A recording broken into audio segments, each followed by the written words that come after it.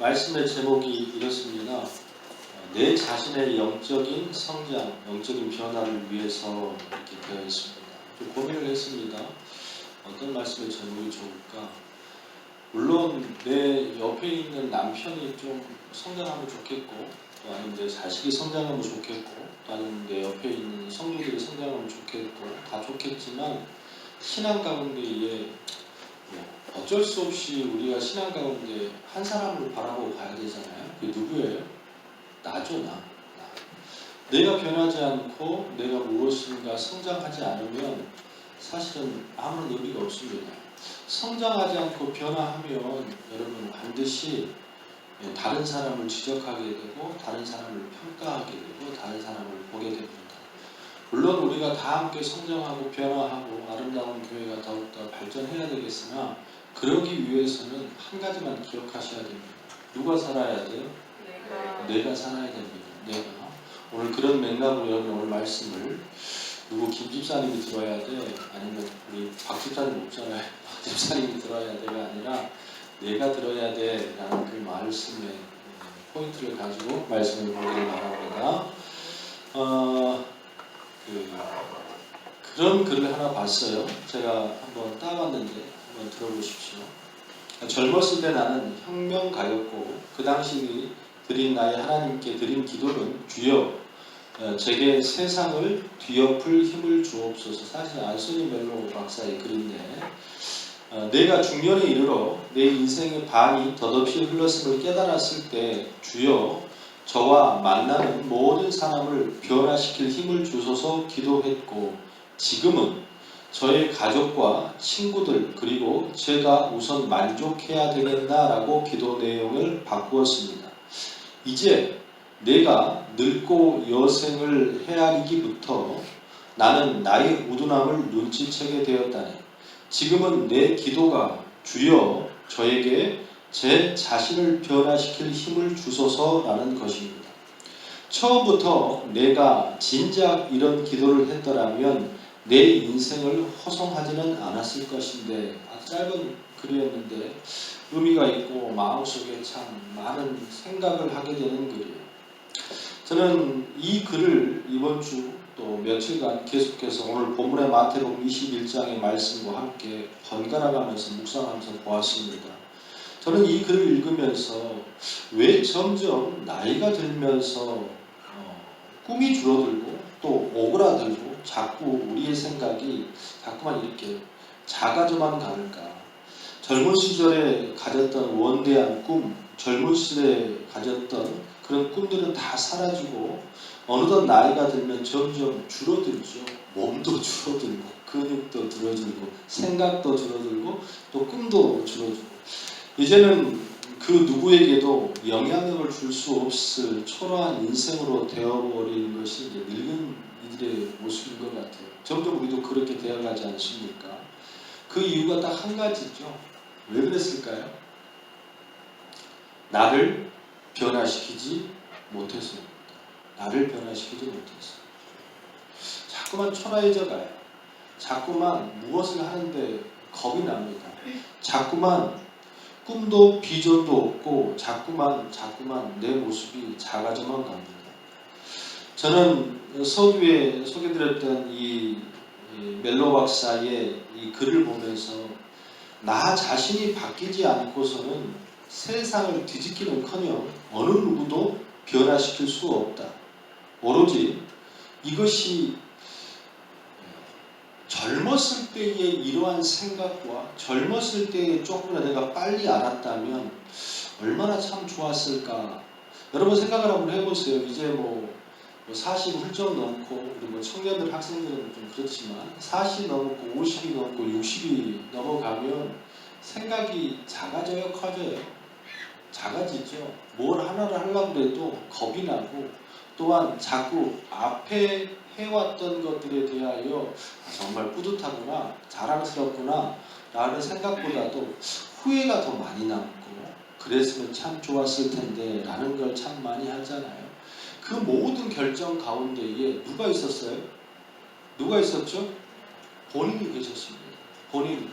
그러면 나는 왜 그렇게 못했을까? 나는 왜 그렇게 결정하지 못했을까? 나는 왜 머뭇거렸을까? 가장 중요한 것은 내가 성장하지 못했어요.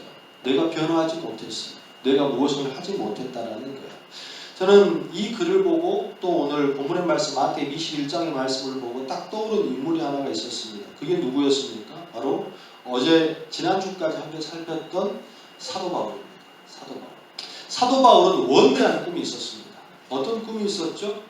하나님의 말씀으로 하나님의 은혜로 전 세계를 한번 바꿔보겠다라는 꿈을 가지고 그 꿈을 가지고 나아갔어요. 그렇기 때문에 어떻게 했어요? 예수 믿는 사람을 잡아 죽이고 예수 믿는 사람을 가두고 예수 믿는 사람을 그렇게 했더라는 거예요. 근데 그 사도 바울이 진짜 자신이 잘못되었구나, 자신이 무엇인가 오류가 있구나를 언제 알았죠? 다마스커스의 그 길가에서 누구를 만남으로? 예수 그리스도를 만남으로. 사도 바울이 그런 말을 하잖아요. 강한 빛으로 정오의 사도 바울이 예수님이 그에게 오실 때에 묻습니다. 당신은 누굽니까? 당신은 누굽니까? 저는 이 사도 바울의 질문이 참 마음이 아프면서도 참 저를 간담을 서늘하게 합니다. 사도 바울은 평생 누구를 위해서 살았다고? 하나님을 위해서. 그 하나님의 존재를 위해서 살았단 말이에요. 그래서 자기 인생을 다 걸고 어떻게? 저기 아라비아 반도 끝에 중동의 끝에 있는 다메섹까지 지금 어떻게 그 사람을 잡아 죽이겠다고 쫓아가고 있는 상황인데 실질적으로 사도 바울은 그 하나님을 알아봐요? 못 알아봐요? 못 알아보고 있죠. 못 알아보고 있습니다. 그럼 사도 바울은 도대체 뭘 쫓아간 것이고 뭘 위해서 노력한 것이고 뭐 때문에 그렇게 그 난리를 피고 인생을 허비하고 있냐는 거죠. 그때 예수님께서 말씀하십니다. 네가 박해하는 예수라. 예수. 저는 다메섹 도상에서 참 진리 되신 예수님을 만나고 사도 바울의 인생이 바뀌었습니다. 어떻게 바뀌었어요? 다른 사람을 고치고 다른 사람을 변화시키고 다른 사람을 하는 것이 중요한 것이 아니라 누가 변화해야 되겠다? 내가 변화해야 되겠다. 내가 성장해야 되겠다. 그래야 뭐가 살아요? 내 가정이 살아요. 내 남편이 살아요. 본인은 그저 아무것도 하지 않고 자꾸 핑계하고 변명하고 무엇인가 그렇게 원망과 불평만 하면서 비판만 하면서 자꾸 내 남편이 바뀌어야 된다잖아요. 내 아내가 바뀌어야 된다잖아요. 내 자식이 바뀌어야 된다잖아요. 이 교회가 바뀌어야 된다잖아요. 이 나라가 바뀌어야 된다잖아요. 원인은 거기 있지 않습니다. 누구한테 있어요? 나한테 있어요. 나한테 있어요. 오늘 이 말씀이 자기 생각을 버리고 주를 따르라 이 생각의 시리즈의 마지막입니다. 과연 여러분들은 오늘 말씀을 통하여서 얼마만큼 자신을 돌아보셨는지 다시 한번 점검하시고 은혜되는 시간 되기를 주님의 이름으로 축원합니다. 오늘 말씀의 주인공이 이 공간복음에서 단골 손님으로 나오는 주인공들입니다. 누구예요? 바리새인과 서기관들 또 제사장들입니다. 오직 자기의 어떠한 것으로 똘똘 뭉쳐있는 사람들, 또 가르치는 것에 있어서 굉장히 무엇인가 자신 있는 사람들, 모든 것이 가르치는 것에 습관이 되어 있습니다. 배우려고는 하지 않고 가르치는 습관이 되어 있어. 왜? 그 긴 시간 동안 그런 삶을 살았으니까. 이제 그러다 보니까 메시아 되신 예수님께서 그 앞에서 무슨 말씀을 주시는데 뭐합니까? 그 예수님을 가르치려고 해요. 자, 21장 23절의 말씀 같이 한번 볼까요? 시작. 예수께서 성전에 들어가 가르칠새 대제사장들과 백성의 장로들이 나와 이르되 내가 무슨 권위로 이런 일을 하느냐 또 누가 이런 권위를 주었느냐 이렇게 지적하기 좋아하고 가르치기 좋아하고 변화시키기 좋아했지만 정작 자기 자신은 어땠는가? 중요한 것은 그들은요 전혀 변화하거나 성장하지 못했습니다. 마태복음 21장 31절에 이들을 평가하자는 잘 끝에 보니까 자 32절 오늘 마지막 절이죠. 시작. 요한이 의의 도로 너희에게 왔거늘 너희는 그를 믿지 아니하였으되 세리와 창녀는 믿었으며 너희는 이것을 보고도 끝내 뉘우쳐 믿지 아니하였도다. 아멘. 남 가르치기 좋아하고 남 비판하기 좋아하고 남 성장하는 걸 그렇게 외쳤지만 본연 그 사람은 그게 됐어요? 안 됐어요? 안 됐습니다. 변하지 못했어요. 또한 이 사람들은 전혀 성장하지 못했습니다. 저는 오늘 본문의 말씀을 묵상하면서 제가 남을 가르치는 사명을 받았고 제가 남을 성장시키는 사명을 받았기 때문에 그 누구보다도 이 며칠 동안 이 말씀을 가지고 굉장히 참철을 많이 돌아봤습니다. 저에게는 그러면 제사장이나 바리새인이나 이런 모습이 있을까요? 없을까요? 있습니다. 있어요. 가르치기는 좋아하고 가르쳐야 된다고 말은 하지만 중요한 것은 정작 자기를 돌아보지 못하여서 본인은 성장하지 못하는 모습이 저에게도 있습니다. 하지만 이게 저에게만 있겠습니까? 이 자리에 앉아있는 조금 교회를 다녔다고 말하는 10년, 20년 안수집사님 되시고 권사님이 되시고 무슨 사역자가 되는 우리 모두에게 저와 같은 이런 특성의 모습이 있다 없다? 있다는 거죠. 사람들은 그렇습니다.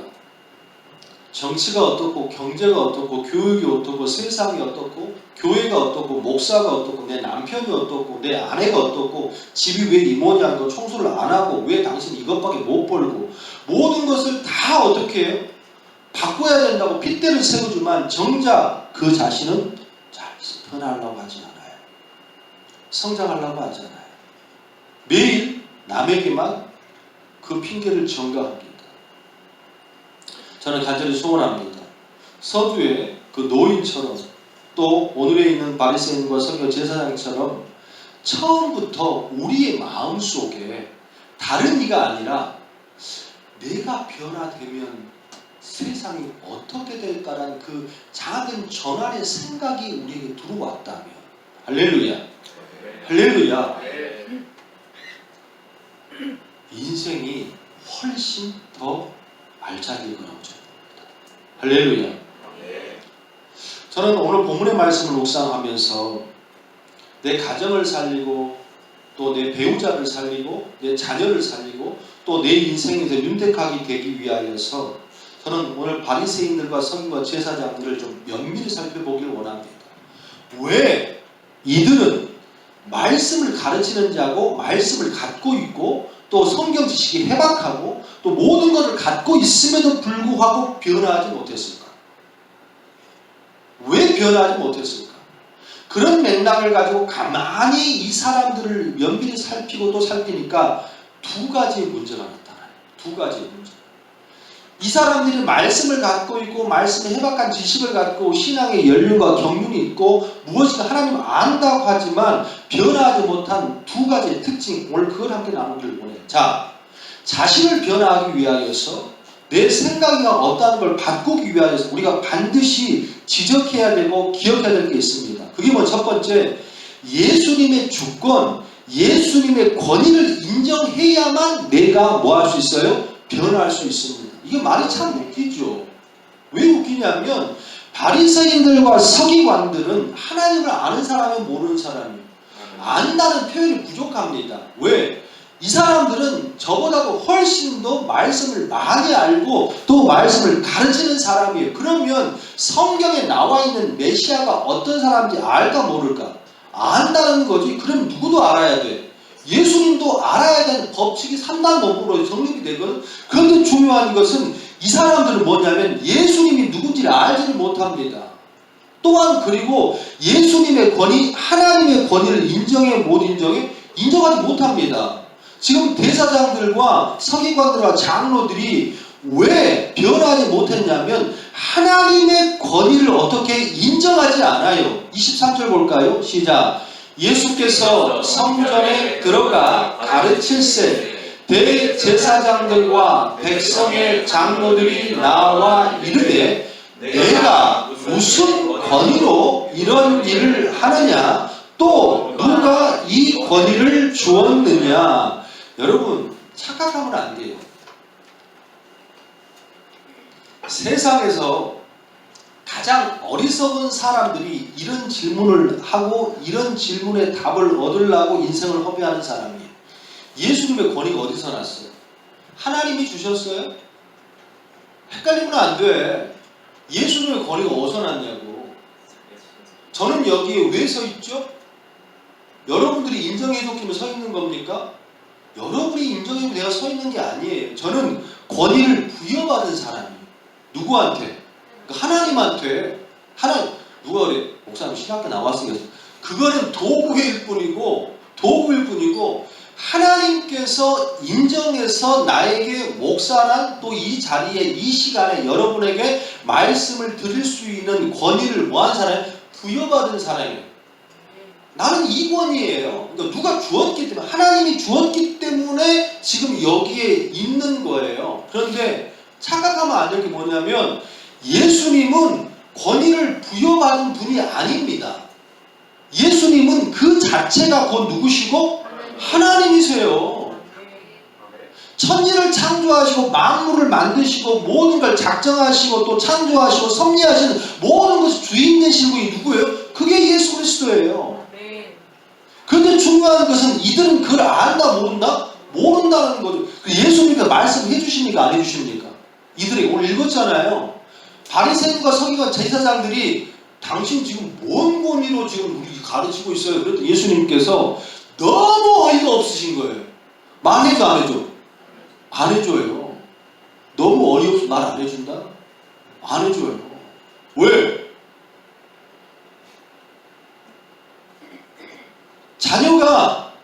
자녀가 아버지한테 묻습니다. 수민아, 아버지한테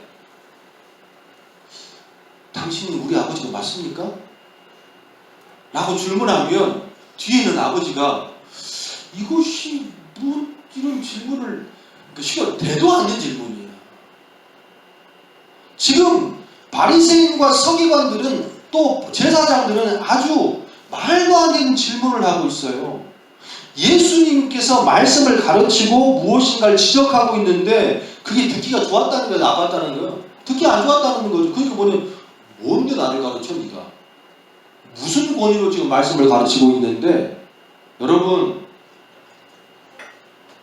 가장 중요한 것은 인생 가운데 무엇인가 내가 성장하고 영적으로 변화하기 위해서 가장 중요한 기도 열심히 하고 헌금 많이 내고 예배 꼬박꼬박 다 필요해. 그런데 이걸 하는 행위의 가장 탑 클래스에 뭐가 있어야 되냐면 이걸 왜 해야 하는가를 알아야 된다는 거지.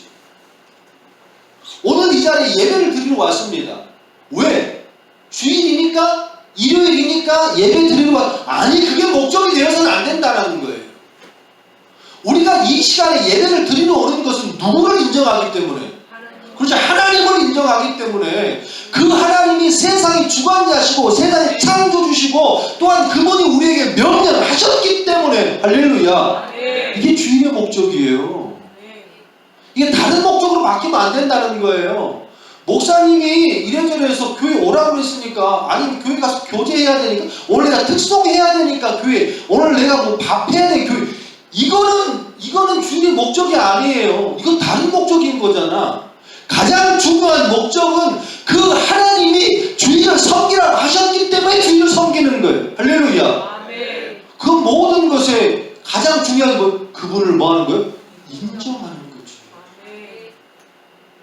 지금 바리새인과 서기관 제사장들은 지금 하나님을 믿는 목적이 예수님 바라는 목적이 잘못되었어요. 보세요. 하나님의 주권이 왜 중요하고 이 주권이 왜 진짜인지를 말씀하시고 오늘 읽지는 않았습니다만 오늘 본문은 사실은 오늘 본문이 어디서부터 봐야 되면 저기 마태복음 19장의 부자 청년부터 봐야 돼요. 시간이 없으니까 안 하겠습니다. 근데 중요한 것은 요 말씀 바로 앞에 어떤 사건이 있냐면 마가복음에 나와 있고 오늘 마태복음에 나와 있는 어떤 말씀 무화과 나무가 저주받는 사건이 나왔어요. 한번 볼까요? 19절 올라가 봅시다. 19절로 21장 19절 찾으면 아멘.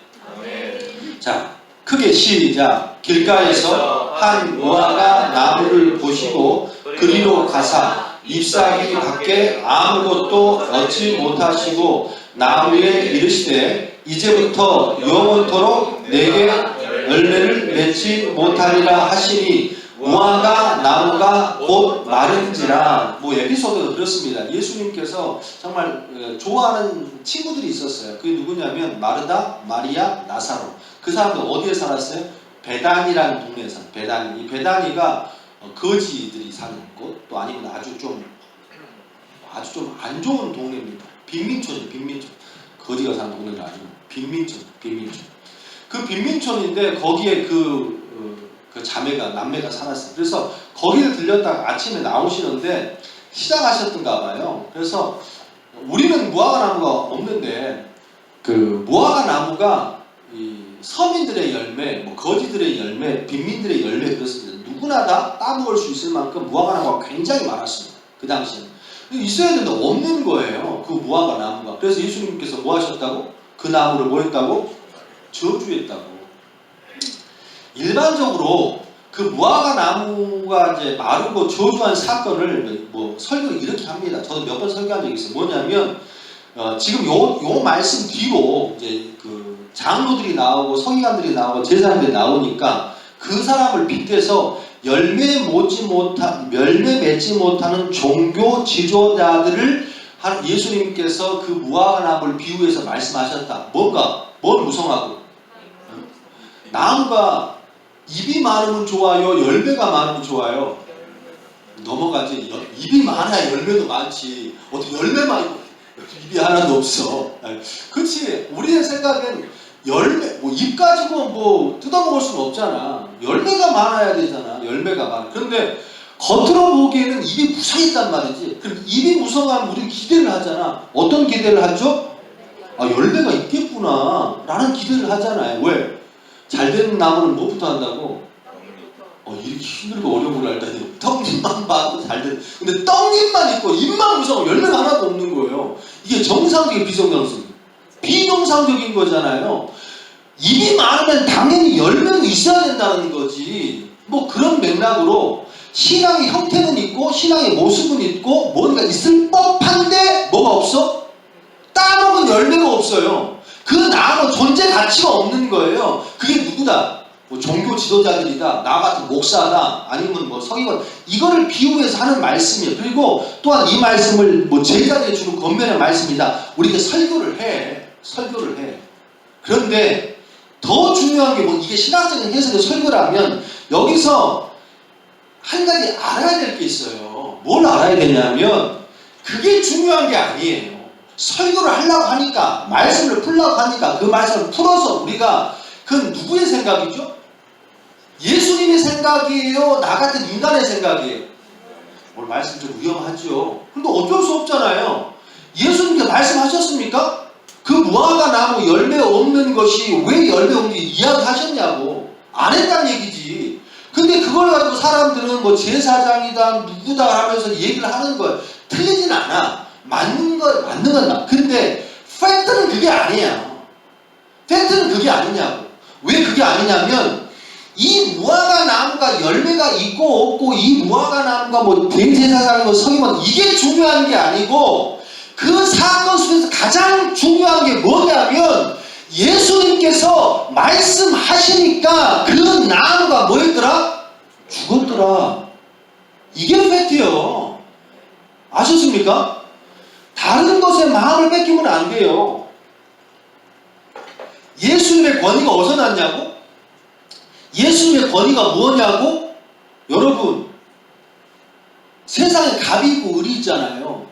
뭐 제 생각으로 그렇습니다. 예수님이 이런 거야. 생각해보는 거예요. 또 그렇게 듣지만 배단에 나와가지고 아침에 배가 시장하셨어. 예수님 배가 고프시잖아요. 우리 배고프면 짜증 나 안 나? 나만 그래. 배가 고프면 짜증이 좀 나잖아요. 빨리빨리 먹어야 되는데 막 뭐 밥도 없고 뭐 라면도 없고 아무것도 없으면 너무 배가 고파서 짜증이 날카로워 지잖아요.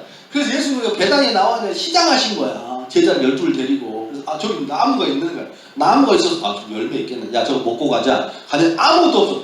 예수님이 짜증이 확 난 거지. 그래가지고 이 무화과 나무를 저주했어. 그래도 할 말 있어? 할 말 있냐고 우리가. 할 말 없지. 그러진 않으시지. 그러지 않으시지만 쉽게 말해서 무엇이냐면 예수님이 갑이고 우리가 을이에요. 할렐루야. 이거를 깨닫지 못하면 안 되는 거예요. 혹 예수님이 자기 감정대로 그렇게 하셨다고 그래도 뭐 할 말 없어요. 하지만 가장 중요한 포인트가 뭐냐면 예수님이 말씀하시면, 하나님이 말씀하시면 뭐 하는 거예요? 그대로 믿어라. 아멘이요. 믿어라가 아니라 그대로 되는 거예요. 믿고 안 믿고는 여러분의 자유예요. 여러분의 자유예요. 세상 가운데에 가장 어리석고 가장 정말로 시간을 허비하는 사람들이 뭔지 아십니까? 그 하나님을, 그 예수님을 인정하지 않고 계속해서 묻고 따지고 그렇게 사는 신앙들. 세상의 모든 게 이해됩니까? 세상의 모든 게 해결됩니까? 저는 목회하는 가운데서도 정말로 이해하는 게 너무 많습니다. 이 땅을 살아가다 보면 이해하는 일이 한두 가지가 아닙니다. 왜? 내 아내가 암에 걸려야 되고, 내 남편이 아파야 되며, 왜 내 자녀가 먼저 하늘나라 가야 되고, 내 사업이 왜 실패해야 되고, 전 재산을 다 주님 앞에 봉헌한 그 권사님이 그 다음에 새벽에 오다 예전에 퍽치기 맞아가지고 돌아가신 일이 왜 있어요? 실제로 있었던 일이에요. 예? 뭐 그런 일들이 왜 있어야 됩니까? 뭐 이해가 돼요? 이해가 되냐고. 그럼 우리는 항상 그러죠. Why me? 왜 나한테? 왜 내 자녀한테? 왜 우리한테? Why me? 왜 자꾸만 그래? 여러분, 위로가 안 될지는 모르겠으나 왜 이런 걸 가지고 자꾸 시간을 허비하는 것만큼 정말 아둔한 건 없어요.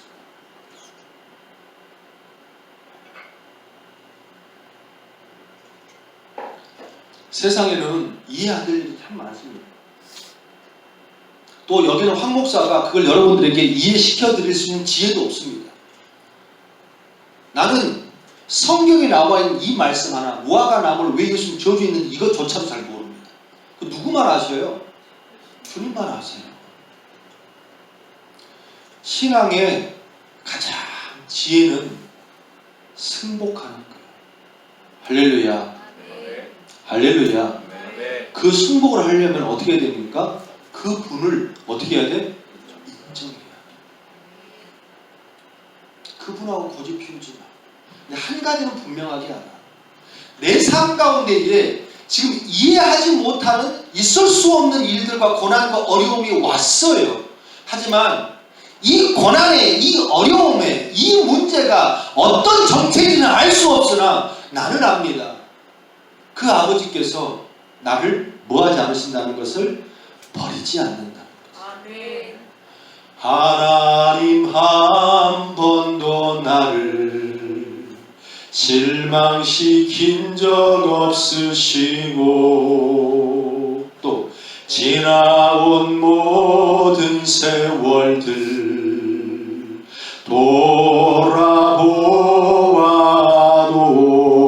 돌아보아도 그 어느 것 하나 주의 손길 안 미친 것 전혀 없네. 오신실하신 주,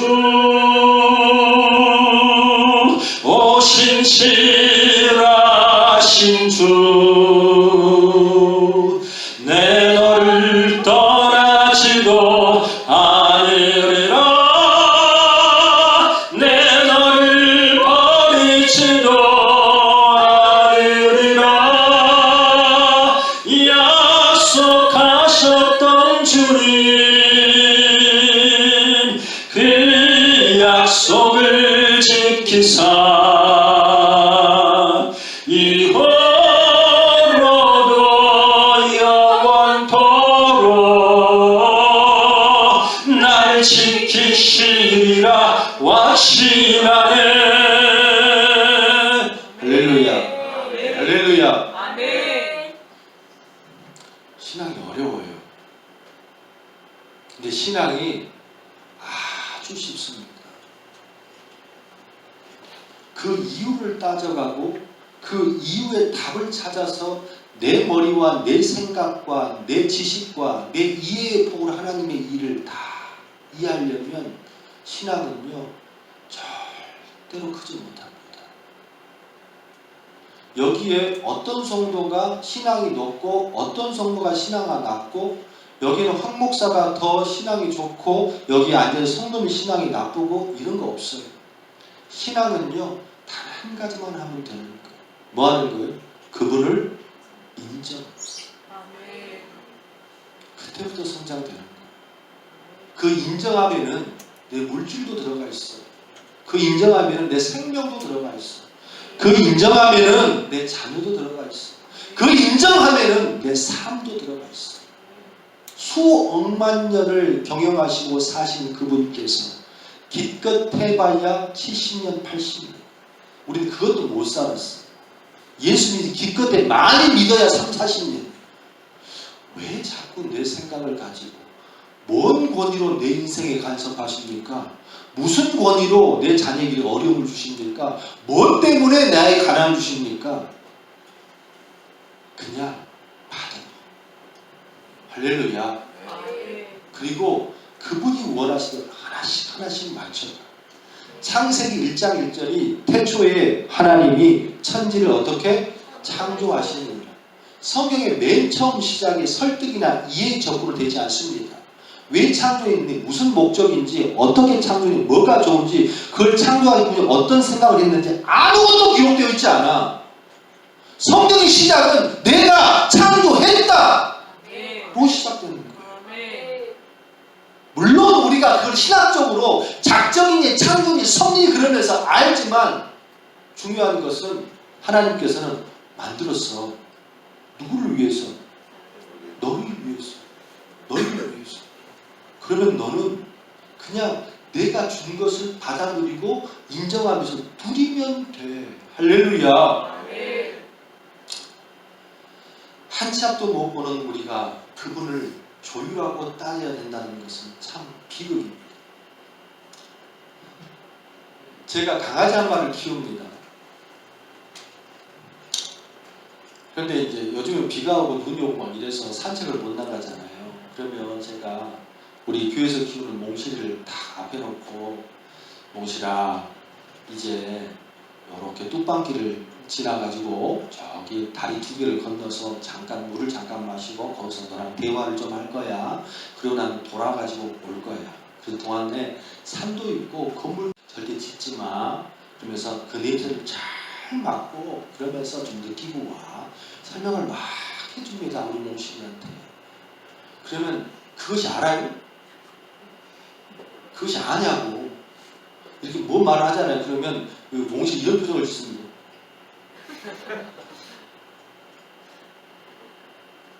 그냥 어떻게? 빨리 나가. 뭔 말이 많아 그렇게. 뭐 이렇게 말이 많아. 그러면 걔는 그러면 저와 함께 이 줄을 묶어가지고 목줄을 해서 이렇게 나가죠. 나가면 어떻게 됩니까? 아무것도 몰라. 그냥 옆에서 뭐 하는 거예요? 따라다니면 뭐 하는 거예요? 누리는 거지. 근데 여러분들은 지금 얘기를 해줘도 모르면서 그 순간 다 이해해야 믿겠다는 거잖아 지금. 그게 가능하냐고. 무화과나무를 왜 저주했습니까? 무슨 이유입니까? 그게 중요한 게 아니고, 말씀하시니까 저주받아 말랐더라. 할렐루야. 말씀하시니까 축복받아 행복하더라. 할렐루야. 그걸 뭐 하는 거예요? 그대로 믿는 거지. 교회를 오래 다니는 권사님, 장로님, 목사랄지라도 겉으로 보기에는 믿음이 좋은 것 같지만 삶의 모습 속에 형편없는 시간들이 있어요. 그게 뭐냐면 머리로만 아는 거예요. 머리로만. 삶 가운데 머리로만 알고 그걸 인정함이 없는 삶은 절대로 그 신앙이 하나님을 믿지 않습니다. 그래서 하나님께서 대적하세요. 하지만 지금은 이해할 수 없고 지금은 무엇이 잘 모르겠으나 그분의 말씀을 따라가는 겸손을 갖고 있는 하나님께서 알려주십니다.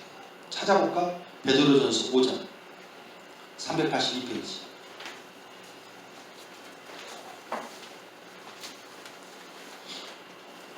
신약성경 베드로전서 5장 5절부터 보면 될 것 같아요. 찾으시면 아멘.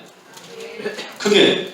자, 5절 382페이지 시작. 젊은 자들아 이와 같이 장로들에게 순종하고 다 서로 겸손으로 허리를 동이라. 하나님은 뭐한 자를? 교만한 자를 대적하시되. 교만한 자가 뭐예요? 인정하지 않는 사람이에요. 계속 겸손한 자들에게는 뭘 주세요? 은혜를. 그 은혜가 뭐예요? 6절 시작. 그러므로 하나님의 능하신 손 아래서 뭐하라? 겸손하라. 때가 되면 너희를 뭐하시리라? 높이시리라. 너희 염려를 다 주께 맡겨버리라. 이는 저가 너희를 권고하시니라. 아멘. 할렐루야. 우리가 주님을 인정하고 순종하고 나아가면 그 상황은 이해할 수 없고 그 상황은 해결되지 않는 것들이 그 겸손을 통하여 주님께서 어떻게 은혜를 주신다. 그 은혜가 뭐냐면 그 하나님이 하시는 일들을 나에게 말씀하신 안 하신다? 하신다. 알아할 수 있어. 느낄 수 있어. 할렐루야. 할렐루야. 근데 그게 알아서 순종하는 게 아니고 순종의 다음이에요. 할렐루야. 그게 겸손이에요. 그리고 그 다음에 우리가 알 수 있는 건 뭐냐면 그게 은혜예요. 아, 하나님이 하시는 일인 거구나. 소원하고 축복합니다. 성장이요? 어렵지 않아요. 변화요? 어렵지 않아요. 중요한 것은 그분만 인정하면 돼요. 물질의 주인이 누구예요? 다음 주가 11조 설교예요. 물질의 주인이 하나님이에요. 내 생명의 주인이 누구예요? 하나님이에요. 내 자녀의 주인이 누구예요? 또 말 못하는 거 봐. 내 자녀의 주인이 누구예요? 하나님이에요. 세상의 주인이 누구예요? 하나님. 그 주권을 인정해야만 신앙이 한 발자국씩 나아갈 줄로 믿습니다.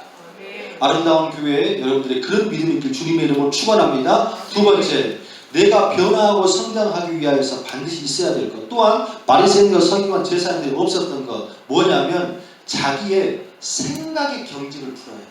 생각을 풀어야 돼. 자, 제사장들과 장로들이 얼마나 어리석고 어처구니 없는가 하면 지금 자기 시대에 누가 와 계셔요? 메시아가 와 계시잖아. 메시아가 그 시대에 와 계시단 말이에요. 그리고 그 메시아가 나타나셨고 그 메시아가 자기 앞에서 말씀을 주시고 무엇을 하고 있단 말이에요. 그리고 그 메시아가 실제적으로 기적을 베풀잖아요. 죽은 사람이 살아나고 또 나병 환자들이 깨끗함을 받고 눈먼 자들이 회복을 받고 귀먹은 자들이 회복을 받는 이 사건인데 불구하고도 중요한 것은 이 사람들은 그 메시아를 알아봐 못 알아봐. 못 알아본다는 거 좀 생각을 해보는 거예요. 왜 못 알아봤을까? 뭐가 많아서 그래요? 생각이 많아서 그래요. 그 생각이 뭐냐면 고정관념이 많아서 그래. 자기 생각이 너무 많고 지식이 너무 많아서 실제로 온 그분 예수님을 받아 못 받아? 못 받는다는 거예요. 자, 예수님이 그 시대에 와 계십니다. 그런데 그 예수님을 알아보지를 못해요. 왜 그러냐면 그들에게는 메시아의 상이 있어. 메시아의 상. 여러분, 결혼을 하는 분들 있잖아요. 결혼하는 분들은 다 결혼하지. 결혼을 못한 분들, 죄송합니다. 결혼을 못하신 분들, 뭐 50이 넘어가고 60이 넘어가고 못하시는 분들, 그 대화 한번 해본 적 있어요? 그분들하고 대화를 해보면요, 그 자기 남편상, 그 이상형이라고 그러죠? 이상형이 정확하지 않아. 주위에 없나 보죠? 그런 분들 대화해봐. 저는 그런 대화를 참 많이 하거든요. 그러면 그 상담도 와요. 그분들. 목사님, 저는 정말로 아무나 다 괜찮습니다. 그럼 내가 물어봅니다. 저기 우리 자매님 그 이상형이 어떻게 됩니까? 저는 괜찮아요. 아무나 다 괜찮아요. 그냥 눈 두 개, 코 하나, 입 하나 있으면 그러면 다 괜찮아요. 뭐 그런 얘기해요. 그러면서 그래도 이상이잖아요. 그러면요, 목사님, 그러면서 나와요. 뭐 집은 좀 어떻게 해야 되겠고 키는 뭐 180도 안 돼요. 이제는 최소한 이제 좀 키 크다고 하면 몇 이상 돼야 돼요? 183 이상. 185 이상 뭐 이렇게 갖고 계세요. 그래서 힘들겠다 속으로. 그리고 뭐 저는 정말 얼굴 안 보거든요. 그런데 좀 잘생긴 좀 얼굴 본다는 얘기냐 안 본다는 얘기냐. 어? 그리고 뭐 어떻게 뭐 차도 좀 있었으면 좋겠고 집도 있었으면 좋겠고 그러면서 끝에 꼭 하는 말이죠. 저는 아무나 괜찮아요. 어쩌자는 거지. 그 사람들은 결혼하기 쉬워요, 어려워요? 여러분 다 결혼하셨죠? 유정아 어디 갔냐? 유정이 어디가? 여기 있어요. 유정이. 수민아, 네? 재영아, 아무나 괜찮지? 네? 조금 낮춰야 돼. 조금 낮춰야 돼. 어떤 확실한 자기 이상형이 어떤 그런 걸 갖고 있으면 진짜로 자기한테 필요한 사람이 오고 자기가 맞는 사람이 와도 그 사람을 알아봐 못 알아봐? 못 알아봐요. 왜? 자기가 갖고 있는 관이 있기 때문에. 관이 있기 때문에. 왜? 바리새인들과 제사장들이 예수님의 메시아로 오셔도 그 앞에서 기가 막힌 말씀을 주시고 기적을 베품에도 불구하고 이런 대답을 뭔 권위로 이러고 있습니까? 이런 질문을 하고 앉아있잖아. 왜 그래요? 그들이 나름대로 생각이 있습니다. 어떤 생각이 있어요? 메시아 관이 있어요. 우리의 구세주라면 메시아라는 일을 해야 돼. 뭐 로마를 처구술처럼 강력한 힘을 갖고 능력을 갖고 있고 아주 뭐 멋있어야 돼. 이런 것들이 있다고. 그러니까 예수도 보여 안 보여? 안 보여. 근데 성경에 그렇게 기록되어 있어요? 이사야 말씀에 그렇게 기록되어 있어? 메시아는 어떻게? 아주 볼품없이 아주 뭐 순한 양같이 뭐 렛제를 아주 뭐 이렇게 볼품없는 자로 온다고 그랬어. 성경에 그렇게 기록되어 있음에도 불구하고 그들은 어떻게? 그렇게 오면 안 돼. 우리 메시아는 우리 전 세계를 뒤집을 메시아인데 어떻게? 망토를 휘날리면서 어떻게? 슈퍼맨 S를 다 그리고 이렇게 쫙 오셔야지. 아직도 그 사람들은 그 사람을 기다려 안 기다려? 지금도 기다리고 있어. 지금도 지금들이 못 박아놓고. 왜 그렇습니까? 너무 많이 알아서.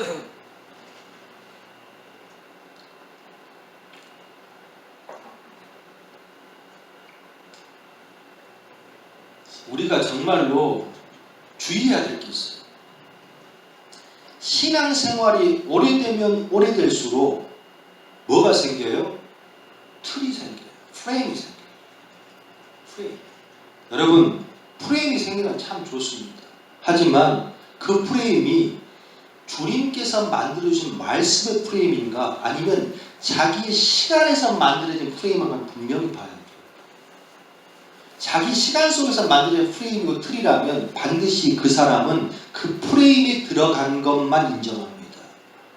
그러면 그 프레임 밖에 5만 가지 기적과 축복이 있으면 그 사람 아무것도 누리지 못해요. 성장하지 못한다는 거. 제가 목사가 되기 전에, 목회자의 길을 가기 전에 음악을 했지 않습니까? 음악을 하면서 입시를 참 많이 했어요. 입시 학생들, 고등학교 이제 대학을 넘어가는 입시를 많이 하는데 제가 인생 가운데에 몇 명 안 떨어져 봤습니다. 저한테 오면 다 대학을 보내주고 좋은 학교든 안 좋은 학교든 다 보냈습니다. 다 보냈는데 그 떨어진 학생들의 특징이 있습니다. 뭐 한 두세 되는데 그 학생들은요 이런 애들이 와요. 뭐 선화예중을 다녔다, 그다음에 예원을 다녔다. 그러면 뭐 얘들이 공부를 한 적이 있어 없어? 있잖아. 예보니까 성악을 오니까. 그러니까 몇 년 동안 그 공부를 한 거예요. 누구 밑에서. 그러니까 얘는 좀 뭐 알아 몰라.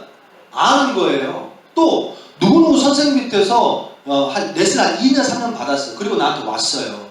그랬는데 한번 잘했으면 계속 이제 뭐한테 뭐 문제가 생겨 왔다는 거야. 자, 그러면 그런 친구들과 생자예요. 생자.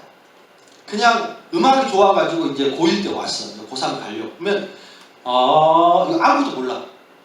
어떤 애가 대학을 잘 가겠습니까? 1번, 2번. 생각은 그렇게 들지만 그래도 뭔가 배운 애들 좀 잘할 것 같죠? 절대 그렇지 않습니다. 무언가 틀이 있는 애들은요 그냥 그 밑에서 배워야 돼. 다른 선생님 찾으면 안 돼. 왜? 다시 다 깨부시고 다시 시작해야 되거든. 그렇기 때문에 시간이 오래 걸리고 그 작업이 더 힘듭니다. 굉장히 어렵습니다. 결국에는 부딪혀가지고 못해. 선생이 가르쳐주고 선생이 준 모든 지식과 레슨을 받아 못 받아? 못 받습니다. 결국에는 뭐에 실패해요? 대학에 실패합니다. 자기가 가려고 하는 피니시 지점을 가지 못해요. 신앙도 마찬가지. 여러분, 그 시간이 중요해. 그 경험이 중요해. 근데 그보다 더 중요한 게 뭐냐면, 진짜 중요한 것은 뭡니까? 수용성. 할렐루야. 할렐루야. 수용성이라고. 오늘 이 시간에도 오늘 말씀을 던져주고 말씀 선포되고 있잖아요. 근데 이 시간에도 어쩌면 여러분이 갖고 있는 프레임, 여러분이 갖고 있는 생각, 아니 그 말씀은 이렇게 내가 안 들었는데, 이 말씀은 이게 아닌데 라면 그것만 받는 거예요. 생각이 많은 것은 절대로 하나님의 기적 가운데 그 기적을 체험하지 못합니다. 생각이 많은 사람들은 절대로 성장하지 못합니다. 어떻게? 자기 생각을 버리고 주를 따르라. 할렐루야. 베드로는 얼마나 큰 축복을 받았습니까? 예수님한테 네가 이 땅에서 묶으면 하늘에서 묶을 것이고 이 땅에 불면 하늘에서 풀어줄 거야. 뭐야? 모든 축복을 나한테 줄게라는 말을 하셨거든. 이보다 더 큰 축복이 어디 있어요? 네가 일하면 내가 다 도와줄게, 이런 말씀이거든. 그리고 네 이름 위에 뭘 세워버려? 교회를 세울게. 그런데 그 말씀 다음에 예수님께 그에게 뭐라고 말씀하시죠? 사탄아, 내 뒤로 물러가라. 뭐 때문에? 생각 때문에, 프레임 때문에. 뭐든 안다는 거지. 아, 예수님 십자가 돌아가시면 안 되죠. 지금 이 땅을 구원해야 되고 이 나라를 구원해야 되는데, 아무것도 모르는 사람이 그러겠습니까? 뭐든 아는 사람이 그러겠습니까? 뭐든 안다는 거지. 나라를 위해야 되고 신앙도 안다는 거지. 그런데 그 아는 게 맞아요? 여러분 신앙 가운데? 삶 가운데 맞아요?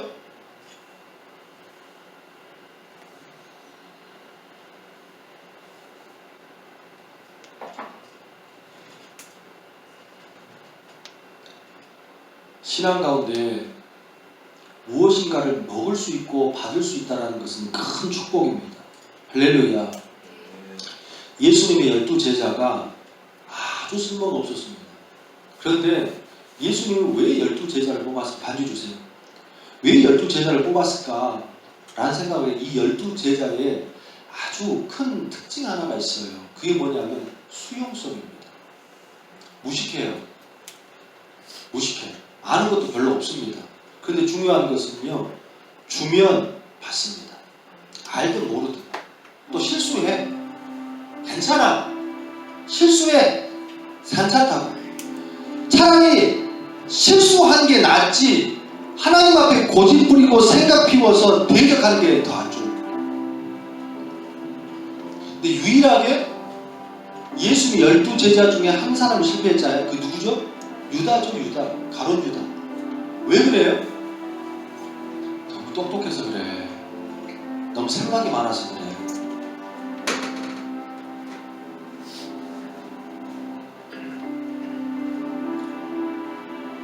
소원하고 축복합니다.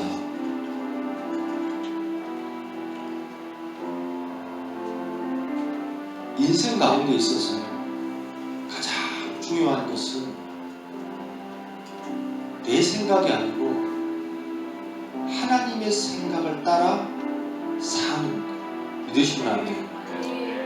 오늘 말씀이 어떻게 되죠? 바리새인과 서기관 제사장들이 그랬어요. 누가 당신이 이 권위를 줬습니까? 그러니까 예수님께서 뭐라고 말씀하시냐면 대답을 안 해줘. 그리고 난 비유 하나 들잖아요. 오늘 그 비유 말씀이 이제 28절 31절의 말씀인데, 야 잘 들어봐. 이걸로 말씀 마무리되는 거예요. 야 잘 들어봐. 그러시면서 두 아들이 있어. 근데 아버지가 두 아들들에게 얘기를 한 거예요. 야 농장 가서 일 좀 해. 그랬더니 큰아들은 뭐라고 했어요? 네 당연히 해야죠. 아버지 일인데 저 도와야죠. 그래서 네 했어. 근데 둘째 아들 놈이 어떻게 했습니까? 왜 자꾸 나를 시켜요? 바빠 죽겠는데 안 가요 안 가 했단 말이에요. 그런데 첫째 아들은 네 이러고 아버지 그걸 믿었을까 안 믿었을까? 믿었겠죠. 간다고 그랬으니까. 근데 정작 보니까 그 첫째 아들 놈은 뭔가 할 것 같고 뭔가 한 것 같은 느낌이 들지만 결론적으로 그 농장이 있어 없어? 없더란 얘기잖아요. 없어. 그런데 가만히 생각해 보니까 둘째 아들이 그 아버지가 하신 말씀인데 내가 그러면 안 되지. 마음을 돌이켜 먹고 어떻게 했다는 거야? 농장에 갔다는 얘기예요. 그러면 예수님 뭐라고 말씀하십니까? 네가 생각하기에는 이 포도원에 진짜로 자라는 게 누구냐? 라고 말씀하시는 거예요. 그러면 여러분 생각에는 첫째 아들이에요, 둘째 아들이에요? 첫째 아들, 둘째 어려워요? 첫째 아들, 둘째 아들이에요? 둘째 아들이죠. 이 말씀의 비유를 지금 세리와 창녀와 제사장들과 서기관들 바리새인 놓고 하는 거예요. 여러분, 둘째 아들 잘한 게 아닙니다. 잘못한 거예요. 세리와 창녀들 잘못 산 겁니다. 함부로 산 거예요. 하지만 중요한 건 뭐냐면 피니시가 중요하다고. 우리에게는 마무리가 중요해. 물론 모든 사람은 죄가 있고 모든 사람이 나쁜 삶을 살아. 하지만 중요한 건 지금 이 순간 이 예배가 중요하다는 거야. 할렐루야. 이 앞의 시간이 중요하지 않아. 물론 그 하나님 앞에 용서를 받아야 되고 또 기도해야 되겠지만 진짜로 인생의 진짜 중요한 포인트는 주님께서 말씀을 갔을 때 너는 어떻게 반응할래? 네 할게요 그러면서 전혀 그렇게 살질 않아. 여전히 자기 생각과 자기 고집을 가지고 자기 인생을 자기 주관대로 지물질이고 인생이 지 거고 그렇게만 살아. 말하면 뭐해? 행동을 해야지. 그런 사람은 신앙적으로 성장이 있다 없다? 없다는 얘기예요. 나중된다는 얘기예요. 뭐라고 말씀하십니까? 세리와 창녀가 너희보다 먼저 어디에 가 있으리라? 어디에 가 있으리라? 천국에 가 있으리라.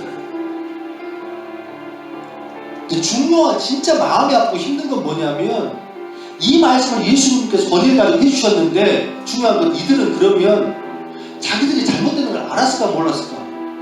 알았을까 몰랐을까? 저는 알았기를 바랍니다.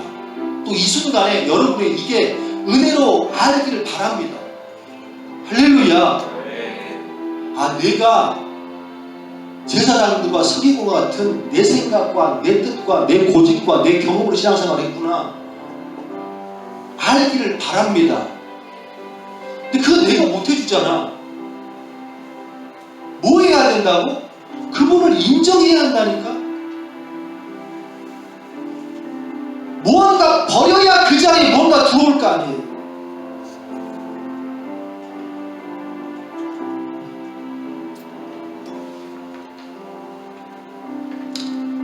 말씀을 마무리합니다.